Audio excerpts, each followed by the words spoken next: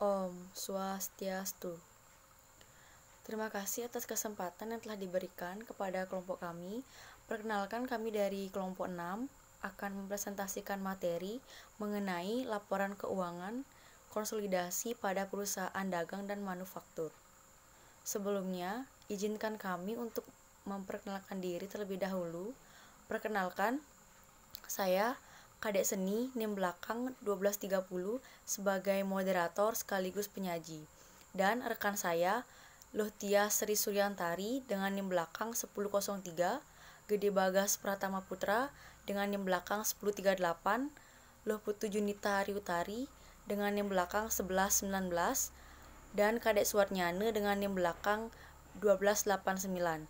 Baik, untuk mempersingkat waktu, langsung saja kita akan membahas materi yang pertama. Kepada penyaji yang pertama dipersilakan.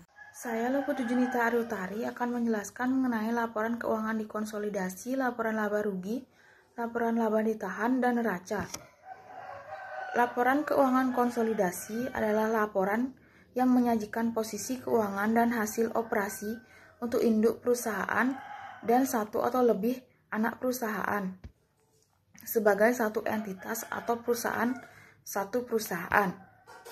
Sifat-sifat laporan keuangan yang dikonsolidasikan. Yang pertama, laporan keuangan konsolidasi adalah model laporan akuntansi untuk menunjukkan pengaruh ekonomi dari penggabungan dua atau lebih perusahaan yang tersedia yang didasarkan atas pemilikan dan pengendalian bersama. Yang kedua, dalam penyusunan neraca konsolidasi untuk perusahaan induk dan anak, perusahaan anak ini dipandang sebagai cabang, aktiva dan kewajiban masing-masing perusahaan anak digabungkan dengan aktiva dan kewajiban perusahaan induk. Yang ketiga, neraca perusahaan induk yang melaporkan saham perusahaan anak sebagai investasi dan neraca perusahaan anak yang melaporkan kepentingan yang dipegang oleh perusahaan induk sebagai modal saham. Masalah-masalah umum yang dihadapi dalam penyusunan laporan keuangan konsolidasi. Yang pertama, periode di mana laporan neraca konsolidasi tersebut disusun. Dan yang kedua, jumlah saham yang dimiliki oleh perusahaan induk dan harga perolehan yang telah dikeluarkan untuk memperoleh saham tersebut berbeda. Teknik dan prosedur konsolidasi. Yang pertama, mengeliminasi semua rekening timbal balik. Rekening timbal balik yaitu rekening yang dicatat oleh kedua belah pihak, induk dan anak, untuk suatu transaksi yang sama. Yang kedua, menyusun kertas kerja. Dalam menyusun laporan keuangan konsolidasi antara induk perusahaan dan anak perusahaan digunakan dua metode, yaitu metode konsolidasi menggunakan metode ekuitas atau equity method. Metode ekuitas pada dasarnya memang memandang investasi induk perusahaan terhadap anak perusahaan sebagai suatu penyertaan modal, sehingga jika aktiva bersih anak perusahaan berubah karena kegiatan operasionalnya, secara otomatis akan menyebabkan perubahan pada nilai investasi induk perusahaan. Pencatatan investasi saham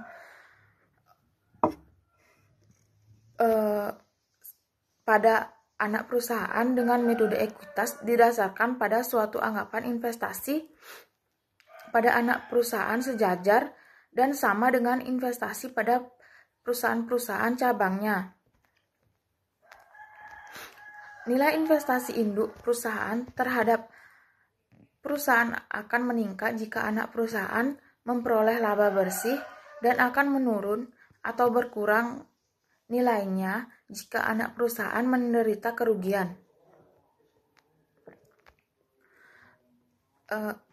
Beberapa perkiraan yang perlu diperhatikan antaranya yang pertama, perkiraan investasi saham dalam anak perusahaan akan berubah jumlahnya apabila anak perusahaan melaporkan adanya laba rugi atau pembagian dividen. Yang kedua, perkiraan kas. Hal ini juga berpengaruh jika perusahaan melaporkan adanya laba rugi atau pembagian dividen. Yang ketiga, perkiraan piutang dividen anak perusahaan timbul karena perusahaan mengumumkan dividen namun belum dibayar. Perkiraan ini harus dihapuskan apabila telah dibayar tunai. Yang keempat, perkiraan laba yang ditahan induk perusahaan akan berubah jumlahnya apabila anak perusahaan melaporkan adanya laba atau rugi. Selain itu akan berubah juga karena adanya laba atau rugi milik induk perusahaan sendiri. Baik, terima kasih atas waktunya. Saya sebagai penyaji kedua akan menjelaskan materi mengenai konsolidasi dengan metode ekuitas tidak lengkap. Jika metode ekuitas diterapkan secara benar, laba bersih perusahaan induk adalah sama dengan laba bersih konsolidasi. Persamaan jumlah laba dan saldo laba perusahaan induk dan konsolidasi ini tidak selalu ada. Persamaan tersebut tidak ada jika metode ekuitas diterapkan tidak secara benar. Contohnya, perusahaan induk dalam menerapkan akuntansi metode ekuitas mungkin mengamortisasikan perbedaan antara investasi dan nilai buku yang diperoleh pada buku terpisah perusahaan induk. Selanjutnya, mengenai materi konsolidasi dengan metode biaya. Pada metode biaya yang dipakai untuk mencatat investasi saham-saham anak perusahaan, hanya dividen atas saham-saham yang telah dibagikan oleh anak perusahaan yang diakui sebagai pendapatan oleh induk perusahaan. Sebaliknya, laba atau rugi atas pemilikan modal hanya timbul apabila sebagian atau seluruh jumlah saham-saham yang dimiliki tersebut dijual. Pada metode biaya bagian dividen yang dibagikan oleh anak perusahaan dicatat di sebelah debit dengan rekening piutang dividen dan dikredit dengan rekening penghasilan dividen. Selanjutnya, ada beberapa hal yang harus diperhatikan pada metode biaya. Yang pertama, perkiraan investasi saham pada anak perusahaan tidak mengalami perubahan jumlahnya. Kedua, laba atau rugi dari anak perusahaan baru diakui oleh induk perusahaan sebesar prosentase kepemilikannya pada saat disusun neraca konsolidasi. Kemudian, eliminasi terhadap perkiraan modal saham, agio saham, dan retained earning. Yang terakhir, metode biaya berdasarkan pada asumsi bahwa investasi induk terhadap anak perusahaan merupakan bagian dari aktiva.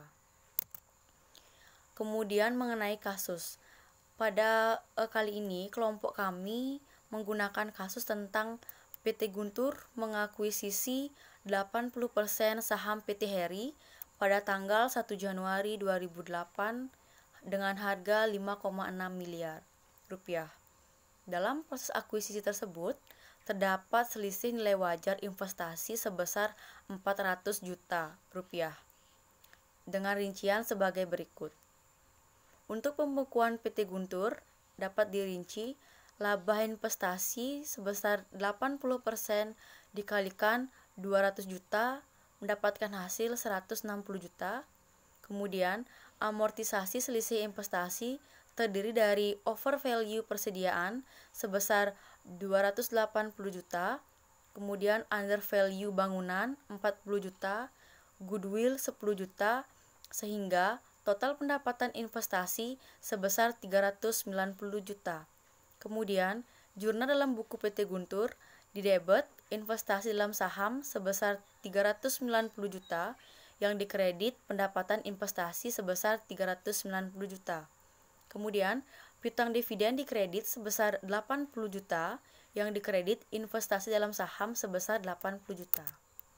Kemudian, kertas kerja konsolidasi yaitu hubungan induk anak setelah tanggal akuisisi mewajibkan induk membuat laporan konsolidasi yang mana digunakan sebagai alat untuk mengeliminasi akun-akun yang berkaitan dengan transaksi perusahaan. Berikut adalah laporan rugi laba dan laporan laba ditahan konsolidasi dari PT Guntur dan anak perusahaannya. Dan ini merupakan neraca konsolidasi dari PT Guntur dan anak perusahaan per 31 Desember 2008. Baik, Sekian penjelasan materi dari saya. Untuk materi selanjutnya akan dijelaskan oleh penyaji berikutnya. Terima kasih. Selanjutnya saya akan menjelaskan mengenai kontinuitas dalam laporan keuangan. Dalam Kamus Besar Bahasa Indonesia atau KBBI, kontinuitas memiliki arti keberlanjutan. Jadi dapat dikatakan bahwa kontinuitas dalam laporan konsolidasi yaitu saldo rekening-rekening yang tercantum dalam neraca konsolidasi pada suatu saat adalah keberlanjutan dari saldo rekening-rekening yang sama dalam neraca konsolidasi yang telah disusun pada periode sebelumnya. Hal ini bertujuan agar jika terjadi kesalahan pada laporan keuangan konsolidasi akibat transaksi yang terjadi dapat diketahui melalui rekening-rekening yang telah disediakan pada periode sebelumnya. Laporan keuangan yang dikonsolidasikan ada dua, yaitu perusahaan dagang dan perusahaan manufaktur. Meskipun sasaran yang hendak dicapai dari kegiatan akuntansi dari masing-masing anggota perusahaan afiliasi bukanlah untuk menyusun laporan keuangan yang dikonsolidasikan, namun demikian harus tetap dipertahankan sifat kontinuitas laporan keuangan yang dikonsolidasikan. Demikian pula pada laporan laba ditahan yang dikonsolidasikan. Saldo laba yang ditahan untuk masing-masing kelompok pemegang saham pada akhir periode terdiri dari saldo laba yang ditahan akhir periode sebelumnya ditambah bagian laba masing-masing pemegang saham dan dikurangi dengan jumlah dividen yang dibagikan. Apabila neraca konsolidasi disusun atau atas dasar neraca individual eliminasi terhadap transaksi jual beli barang-barang dagang antar perusahaan afiliasi terbatas hanya sebesar rugi atau laba bersihnya, melainkan harus seluruh jumlah hasil penjualan di satu pihak dan seluruh harga pembelian pihak yang lain. Sekian yang dapat saya sampaikan, terima kasih. Baik, perkenalkan saya Lucia Sri Suryantari dengan NIM 18170511003. Di sini saya akan menjelaskan materi bagian 3 yaitu laporan keuangan konsolidasi pada perusahaan dagang. Yunus dan Harnanto menyatakan bahwa terdapat hal-hal yang harus diperhatikan dalam menyusun laporan keuangan konsolidasi dalam perusahaan dagang, yaitu saldo hutang piutang, transaksi jual beli barang dagang yang mengakibatkan timbulnya laba atau rugi dan transaksi tersebut di mana sebagian masih terkait pada nilai afiliasi. Oleh karena itu, dalam laporan keuangan yang dikonsolidasi, perusahaan-perusahaan afiliasi dianggap sebagai satu kesatuan ekonomis. Hal-hal yang harus diperhatikan di atas harus dieliminasi di samping terdapat hak-hak pemilik saham atau investasi saham pada perusahaan anak. Contoh yang pertama, berikut ini adalah neraca PT Gunung Sari dan PT Wijaya pada tanggal 1 Januari 1976, sesaat setelah PT Gunung Sari membeli 750 lembar saham-saham PT Wijaya. Yang pertama ada aktiva, kas dan bank PT Gunung Sari sebesar 1.875 dan PT Wijaya sebesar 1.125.000. Piutang dagang pada PT Gunung Sari sebesar 4.500.000 dan PT Wijaya sebesar 3 juta. Persediaan barang dagangan pada PT Gunung Sari 6.375.000, PT Wijaya sebesar 4.500.000. Aktiva tetap PT Gunung Sari 15 juta, PT Wijaya 6.375.000. Investasi saham-saham PT Wijaya di PT Gunung Sari sebesar 9.750.000. Jumlah aktiva pada PT Gunung Sari yaitu 37.500.000 dan PT Wijaya 15 juta. Yang kedua ada hutang dan modal. Hutang dagang di PT Gunung Sari sebesar 5 juta, di PT Wijaya sebesar 2.500.000. Hutang jangka panjang di PT Gunung Sari sebesar 7.500.000. Modal saham 2.000 lembar saham nominal di PT Gunung Sari 20 juta, 1.000 lembar nominal di PT Wijaya sebesar 10 juta. Laba yang ditahan di PT Gunung Sari sebesar 5 juta dan di PT Wijaya sebesar 2.500.000. Jumlah hutang dan modal di PT Gunung Sari 37.500.000 dan di PT Wijaya 15 juta. Sedangkan laporan laba rugi serta laporan laba yang ditahan individual untuk akhir periode tahun buku 1976 dan 1977 adalah sebagai berikut. Laporan laba yang ditahan. pada PT Gunung Sari tanggal 31 Desember 1976, saldo Januari yaitu sebesar 5 juta, dan 31 Desember 1977 yaitu sebesar 10 juta.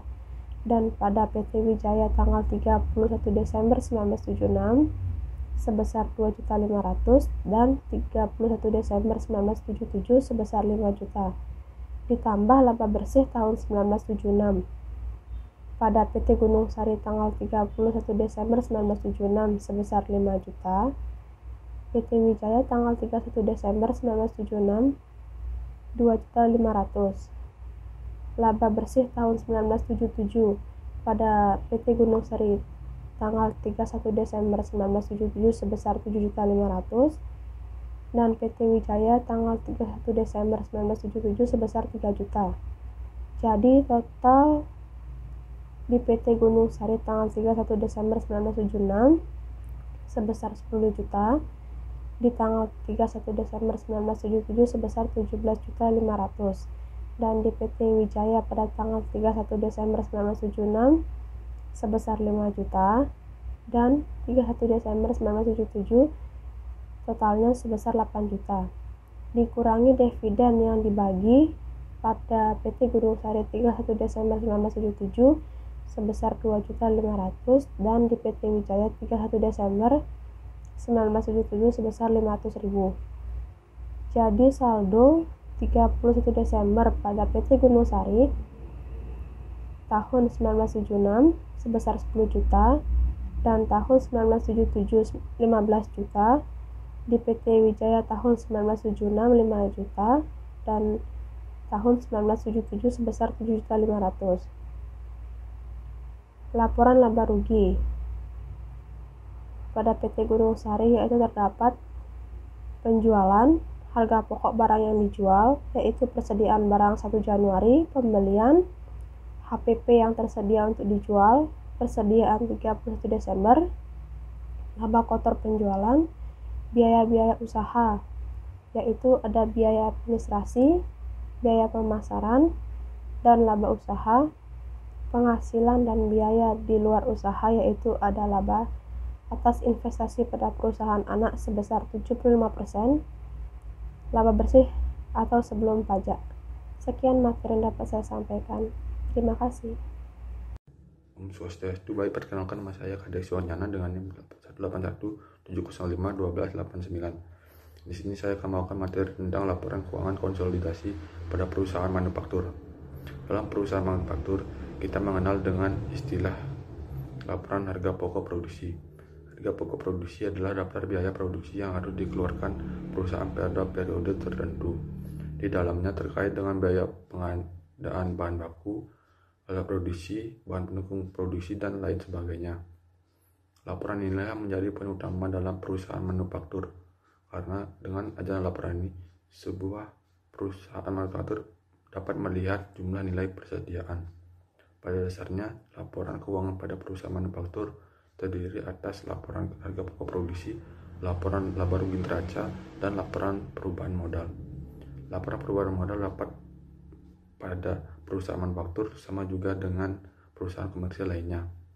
Adapun contoh laporan keuangan konsolidasi yaitu laporan neraca konsolidasi pada PT Sinar dan perusahaan anak per 31 Desember 2012 yang berisi nama akun yaitu Aktiva kas sebesar 16.335.000, piutang 9.200.000, persediaan 10.200.000, goodwill 9.750.000, dan aktiva tetap lainnya sebesar 5.800.000 dengan total aktiva yaitu 51.285.000.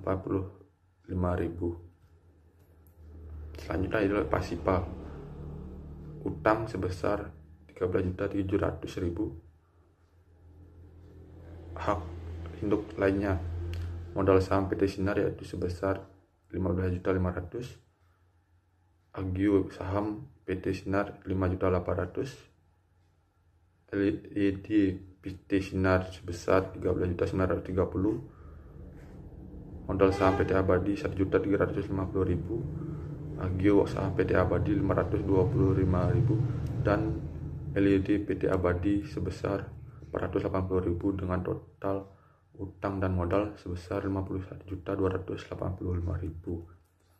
Selanjutnya yaitu keras kerja dan neraca konsolidasi. Dapat dilihat di slide. PT Sinar perusahaan dan perusahaan anak keras kerja konsolidasi per 31 Desember 2013. Keras kerja neraca konsolidasi ini berisi debit PT Sinar Abadi, PT Abadi, eliminasi neraca. Di rekening terdapat debit, kas, piutang, persediaan akibat tetap lainnya, investasi saham pada PT Abadi, eliminasi modal saham 85%, eliminasi agio saham sebesar 85%, eliminasi LED 85%, dan KMPDNB atau goodwill dengan total utang dan modal sebesar Rp44.750.000. Di keras kerjaan neraca konsolidasi ini sudah dilengkapi dengan eliminasi dengan total eliminasi yaitu 13.345.000. Baik, sekian yang dapat saya presentasikan. Saya kembalikan ke moderator. Baik, sekian pemaparan materi dari kelompok kami. Mohon maaf apabila ada kesalahan. Akhir kata kami aturkan para Mas Santi. Om Santi Santi Santi Om.